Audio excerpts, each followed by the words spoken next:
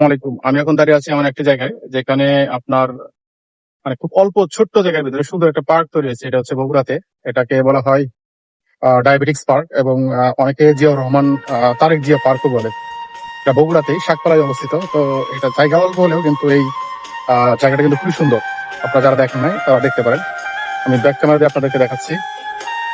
এখানে মূলত diabetic park বলার কারণ হচ্ছে এখানে মূলত সকালবেলায় এই পার্কে মানুষ ঘোরাঘুরি করে, কিন্তু এই পার্কটা অযত্ন অবহেলায় একদম নোংরা হয়ে আছে। এটা আসলে এখানে আরেকটা একটা বিষয় আছে, সেটা হচ্ছে এখানে কিন্তু অনেক খেজুর গাছ আছে যেটা সৌদির ফিল দিবে। এটা আমি পিছনে দেখাচ্ছি, এগুলো সবই খেজুর গাছ এবং সুন্দর পদ্ম পুকুর আছে। চলেন আপনাদেরকে দেখাই। মনে হবে যে কোনো আরব দেশের ভিতরে, মানে আরব দেশের খেজুর বাগানে ঢুকছি। প্রচুর খেজুর বাগান, এগুলো সবই খেজুর গাছ।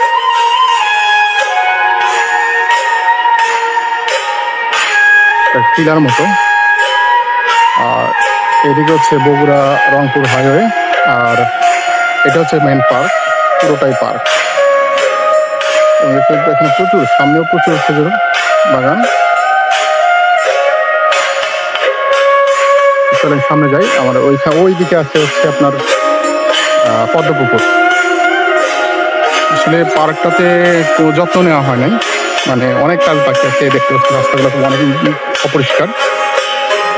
সুন্দর একটা লেক আছে এখানে, যদি আসলে সুন্দর করে ডিজাইন করা যায় বা অনেক জনপ্রিয় হবে। সুন্দর একটা ব্রিজ দেখতে পাচ্ছি সামনে, অনেক কাপল কিন্তু এখানে আসে ঘুরতে।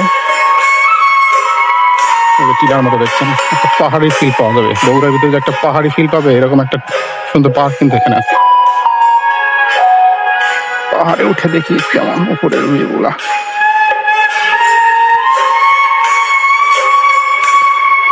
এটা মূলত সকালবেলা হাঁটাহাঁটি করার জন্য বানানো হয়েছে। এটা ডায়াবেটিক্স পার্ক বলা হয় সেজন্য। দেখছেন প্রচুর পরিমাণে খেজুর বাগান।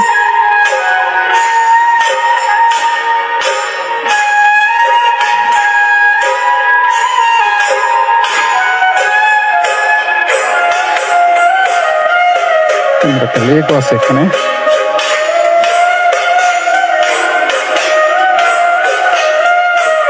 মাছ কি আছে এর ভিতরে?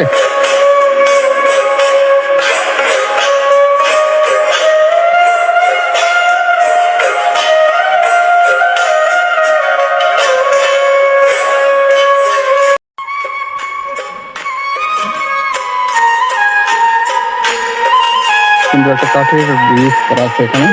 এই দিক দিয়ে পার হয়ে আপনি লেকের পাশে রাখতে পারবেন। বিদেশি বিদেশি ফিল আছে।